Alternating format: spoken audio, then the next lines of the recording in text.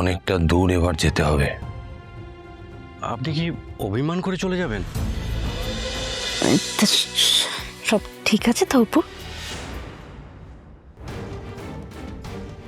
চোখটা ছলছল করছে কেন? আমাকে সত্যি কথা বলো অপু। না, সেরম কিছু নয়। আমি ওনাকে বললাম আমাকে নিয়ে যেতে, উনি কি নিলেন না। মানে কাজের জায়গায় নিয়ে যেতে বলেছিস? হ্যাঁ ঠিক আছে, কাজ তো আগে, তাই না? হ্যাঁ মা, ঠিকই বলেছ। ওমা, পটল চিংড়ি বানিয়েছো? দাও দাও, আমাকে খেতে দাও, খিদে পেয়েছে। এক্ষুনি দিচ্ছি মা, এক্ষুনি দিচ্ছি। আমি আপনার কথা বিশ্বাস করছি না। আমি জানি আপনি আসবেন, আমি মা বাবার কথা ভেবে খাবো ঠিকই, কিন্তু আপনি না খেলে আমার গলা দিয়ে কি করে খাবার নামবে বলুন? দাদাবাবু, এসো। সেইগুলো মায়ের ওষুধের লিস্ট। মা কখন কখন ওষুধ খান, কি ওষুধ খান, সমস্ত কিছু ঠিক করে দেওয়া আছে।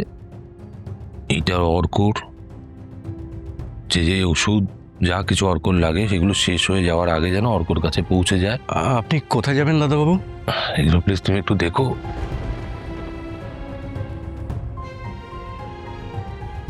অনেকটা দূর এবার যেতে হবে। আপনি কি অভিমান করে চলে যাবেন? আমি সবই শুনেছি দাদাবাবু। আসলে আবার একটু বেশি দিনের জন্য যেতে হচ্ছে। তুমি মা আর ভাইয়ের একটু খেয়াল রেখো গোপী।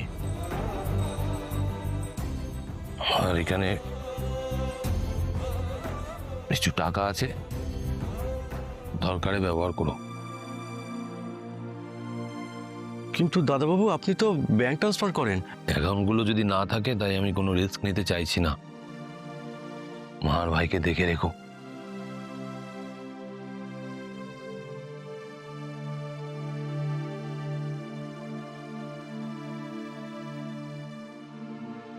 হ্যালো, আমি আর্য সিংহ রয় বলছি। 5 নম্বর কলোনিতে একটা লিগ্যাল পেপার বানিয়ে কালকে সকালের মধ্যেই পাঠাতে হবে। ডিটেলস আমি পাঠিয়ে দিচ্ছি। আমরা কতদিন পর দুজনে একসাথে ছাদে, বল অপু? কিন্তু তোর না কিছু একটা হয়েছে, এদিকে ঘোর, কি হয়েছে বল না। কি হবে? কিছু হয়নি।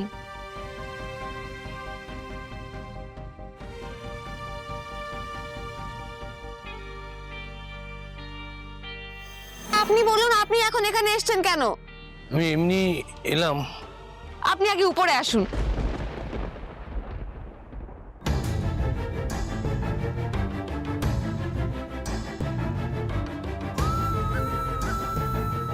কিন্তু তুই না এইসব কথা বলে আমার কাছ থেকে পার পাবি না, বল না কি হয়েছে।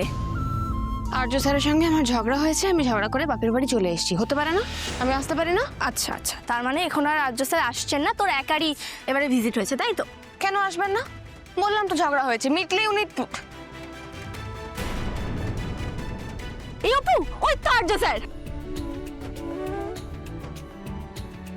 কোথায় কোথায় উনি?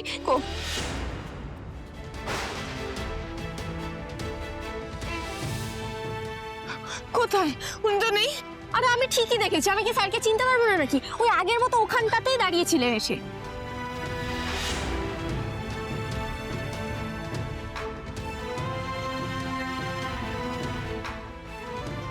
না না, এটা ঠিক হচ্ছিল না। আবার আমি ভুল করছিলাম। আমার জন্য তুমি আবার বিপদে পড়তে। আচ্ছা স্যার, উনি এসেছেন? হ্যাঁ রে, উনি এসেছেন। সে আগের মতো, সে কত স্মৃতি আমাদের এই ছাদে। আর্য স্যারই এসেছেন। তোমার কাছে ধরা দিতে পারবো না অপর্ণা। আমি শুধুমাত্র একবার তোমাকে চোখের দেখা দেখতে এসেছিলাম। না,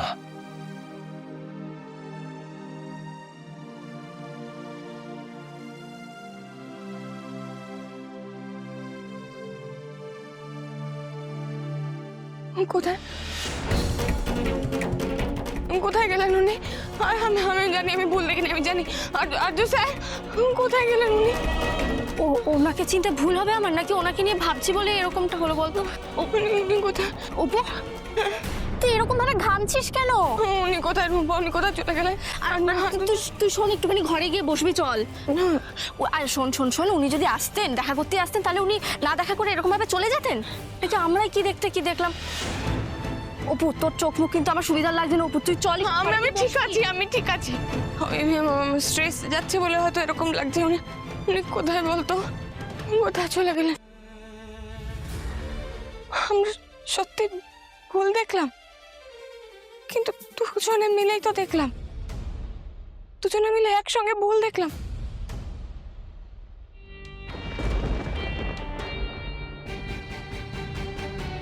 ভুলই হয়েছে রে, না তো উনি ওরকম কেন করবেন? কি জানি, আমার তো কোনো হিসেবে মিলছে না। কি যে হচ্ছে কিছুই বুঝতে পারছি না। পুরোটাই যেন হাতের বাইরে চলে যাচ্ছে। এমনিও হিসেব মিলছে না রে রুম্পা। উনি যা করছেন তার হিসেব কোনোদিন মিলবেও না। তুই জানিস না, উনি আমাকে যে কথাগুলো বলেছেন সেগুলো উনি বলতে পারেন না, সেগুলো উনি ভাবতেও পারেন না। উনি এরকম কথা বলতে পারেন না রুম্পা। সে কি রে অপু? হ্যাঁ রে, ব্যাপারটা আমার কাছেও খুব অদ্ভুত। কিছু তো একটা হয়েছে যেটা আমি বুঝতে পারছি না। আর এই অবস্থায় আমি ও বাড়িতেও যেতে পারবো না, কারণ আমার কাছে প্রমাণ নেই যে ওই মহিলা আসল রাজনন্দিনী নয়। সব এলোমেলো হয়ে গেল রে রুম্পা। আমি আর অন্য কিচ্ছু নেই, ভাবতে পারছি না। কিন্তু আর্য স্যার, ওনাকে নিয়ে না ভাবলে আমি বাঁচবো না রুম্পা। আমি বাঁচতে পারবো না। না না না, আমাকে জানতে হবে ওনার কি হয়েছে, উনি কি ভাবছেন, উনি কি চাইছেন, আমাকে জানতে হবে। আমাকে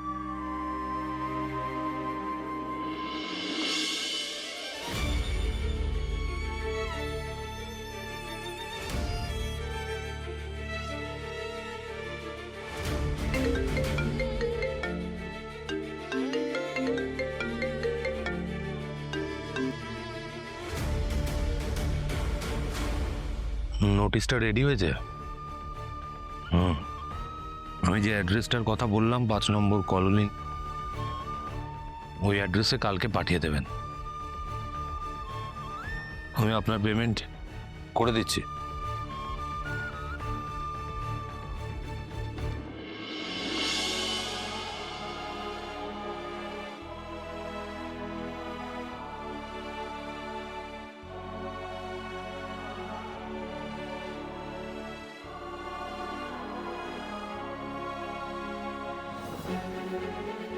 আমার শরীরটা ভালো লাগছে না, একদম ভালো লাগছে না। পারছি না।